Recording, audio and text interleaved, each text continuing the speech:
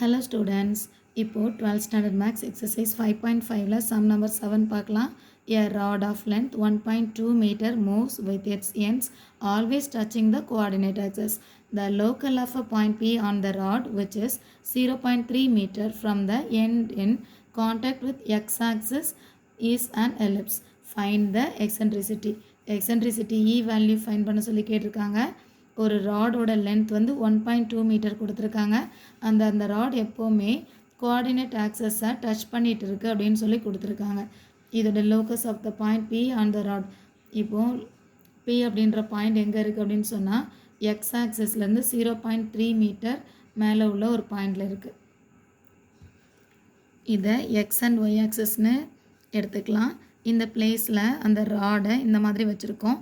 இது ராட் இங்கே X access touch பண்ணுற பாயிண்ட்டை ஏனும் ஒய் ஆக்சஸை டச் பண்ணுற பாயிண்ட்டை பீனும் நோட் பண்ணிக்கலாம். இதுதான் அந்த பாயிண்ட் இல்லையா, பீன்ற பாயிண்ட்டை நான் அந்த பிளேஸில் எடுத்திருக்கேன். இந்த ராடோட டோட்டல் டிஸ்டன்ஸ் எவ்வளோ கொடுத்துருந்தாங்க, 1.2 மீட்டர். இந்த எக்ஸ் ஆக்சஸ்லேருந்து இந்த பியோட பாயிண்ட் என்னவாக இருக்கும் அப்படின்னு சொன்னால் 0.3 மீட்டர் கொடுத்துருக்காங்க. டோட்டல் 1.2னா 3 கூட 9 ஆட் பண்ணும்போது தானே 12 கிடைக்கும். ஸோ 0.9 மீட்டர் இந்த பிபியோட டிஸ்டன்ஸாக இருக்கும்.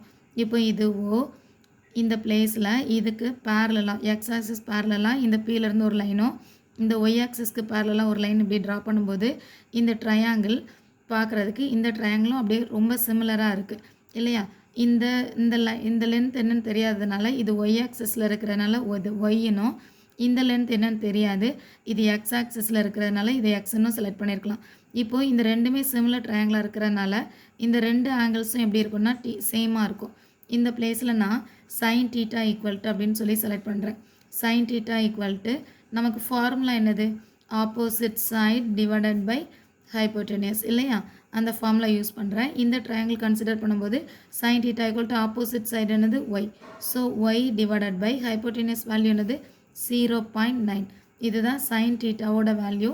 இப்போது இது காஸ் டீட்டா எழுதுகிறேன். காஸ் டீட்டாவோட ஃபார்முலா என்னது, adjacent side divided by hypotenuse இல்லையா.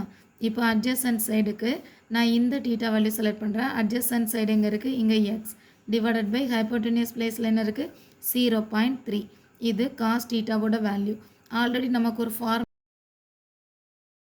Plus cos square theta value is equal to 1. இப்போது இந்த ஃபார்முலா எழுதிட்டு சைன் ஸ்கொயர் பிளேஸில் இந்த value copy y by whole square plus இந்த காஸ் ஸ்கொயர் டீட்டா பிளேஸில் இந்த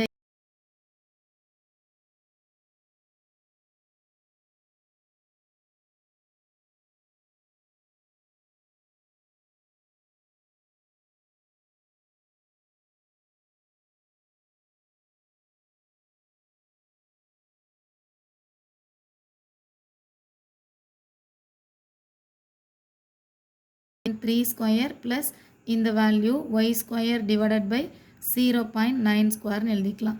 இது என்ன ஃபார்முலாவில் இருக்குன்னா x square divided by y square divided by டினாமினேட்டரில் எது பிக்கஸ்ட்டோ அந்த பிளேஸில் நம்ம என்ன எழுதணும், ஏன்ற வேல்யூ எழுதணும் இல்லையா. அப்போது 0.9 தான் 0.3யோட கொஞ்சம் பிக்கெஸ்ட் வேல்யூ. ஸோ இதை ஏ ஸ்கொயர்னும் இதை பி ஸ்கொயர்னு எழுதிக்கலாம். அவங்க கேட்டிருக்கிறது எசென்ட்ரிசிட்டி தானே. இதோட formula root of 1 minus smallest square value divided by biggest square value. Smallest value na b, so b square divided by a square. So இதை square root of 1 minus b by a நு கூட note பண்ணிக்கலாம், whole square எழுதிக்கலாம். இப்போ root of 1 minus b placeல இங்கே என்ன value இருக்குது 0.3, a placeல என்ன வேல்யூ இருக்குது 0.9. இதை எழுதி ஓவராலாக ஸ்கொயர் இருக்குது, இதை எழுதிக்கலாம். இதை கேன்சல் பண்ணும்போது 1 3s are 3, 3 3s are 9. So 1/3ன்னு answer இருக்கும். 1/3க்கு ஸ்கொயர் இருக்கிறதுனால இதை மட்டும் நான் ஸ்கொயர் பண்ணிக்கிறேன். இப்போது அப்படின்னா 1/3 3s are 9ன்னு மாறிடும்.